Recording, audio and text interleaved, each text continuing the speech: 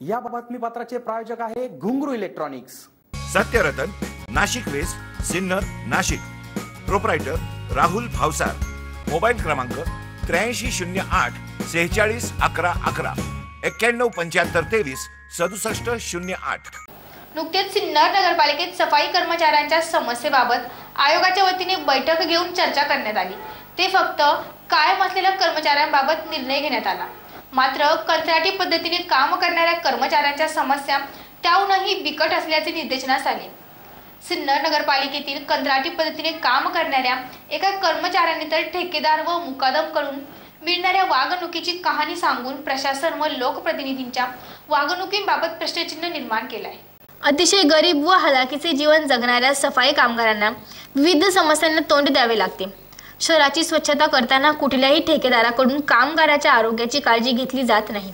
हाती हातमोजे नसतात तर तोंडाला मास्क देखील देण्यात येत नसते। तरी सकाळी उठून सफाई कामगार सिन्नरच्या स्वच्छतेस बाहेर पडतात। त्या या कर्मचाऱ्याने तर आपली कैफियत एसएन समोर मांडताना संपूर्ण व्यवस्थेच्या कारभारावर प्रश्नचिन्ह निर्माण केले।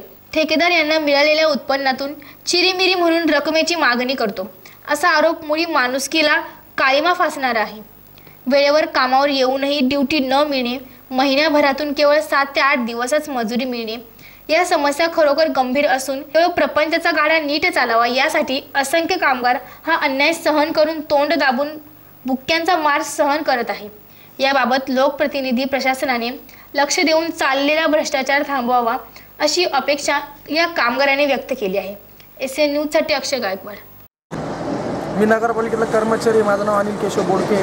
मी 8 ते 10 वर्षापासून नगरपालिकेत काम करतोय। तर आज नगरपालिकेमध्ये आम्हाला खूप त्रास आहे। आज आमचे सुपरवायझर लोक प्रत्येक पोरांकडून, प्रत्येक मुलाकडून, कोणाकडून 1000, कोणाकडून 500, कोणाकडून 1500 असे हप्ते घेतात। मी बोललो का मी हप्ता देणार नाही, माझी परिस्थिती वाईट आहे, माझ्याकडून हप्ता देणं होणार नाही। माझे वडील बी एक्सपायर होईल, माझी घरची परिस्थिती आतावरची, सगळं काही मीच माझं घरचं कुटुंब बघतोय। तर ही गोष्ट मी अध्यक्ष साहेबांनाही बोललो, ढगळे साहेबांना, आपले शिवसाहेब होते व्यंकटेश, त्यांनाही मी सांगितलं। ते बोलले का मी करतो, अध्यक्ष साहेब बी बोलले करतो। मी राजाभाऊ आमदारांना भेटलो, राजाभाऊ महाजनला, त्यांनाही सांगितलं का भाऊ असं असं प्रॉब्लेम आहे, असं असं आम्हाला त्रास आहे नगरपालिकेत। तर तेही बोलले करतो, पण माझ्या कामाचा काही निकाल लागला नाही। तर आज मी एकटाच इडं बोलतोय का आज मी आमच्या गल्लीतल्या मुलांना सांगितलं, कर्मचाऱ्यांना सांगितलं, तर ते कर्मचारी काय बोलते, अनिल आज आम्ही तुझ्यासोबत आलो, जे आमची रोजीरोटी आहे आमची तेही बंद करतील, म्हणून ते मुलं ते लोक घाबरून आज आले नाही।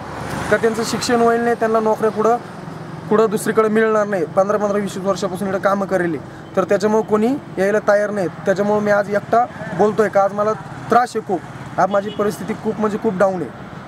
3 महिन्यापासून, मागच्या महिन्यात माझा 1च दिवस भरला, आज 22 तारीख आहे, फक्त 5च दिवस माझे भरले। मागच्या महिन्यात बी, त्याच्या आदल्या महिन्यात 8 का 10 दिवस भरले होते फक्त। हे दर महिन्याला असं त्यांचं चालू आहे। तर त्याच्यावर आम्हाला काहीतरी न्याय मिळावा असं मी नम्र विनंती करतो। नगरपालिकेमध्ये आम्ही गेल्यानंतर सकाळी पहाटे 6 वाजता तर आम्ही तिथं मी बसून राहतो। माझ्या नंतरून आलेले पोरं 6:30ला, पावणे 7ला त्यांना ते कामावर पाठवत्या, म्हणजे जे मुलं हप्ते देतात ते त्यांनाच कामावर पाठवत्या। मी हप्ता देत नाही म्हणून मला कामाला पाठवित नाही। ते सुपरवायझरचे नाव आहे संतोष जाधव, भैया रणमाळे, बबलू शेख, प्रकाश गेगडमल।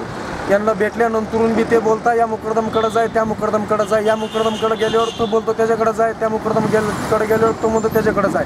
नेमक्या यांच्यामध्ये काय ताळमेळ आहे ते काय आम्हाला कळाना।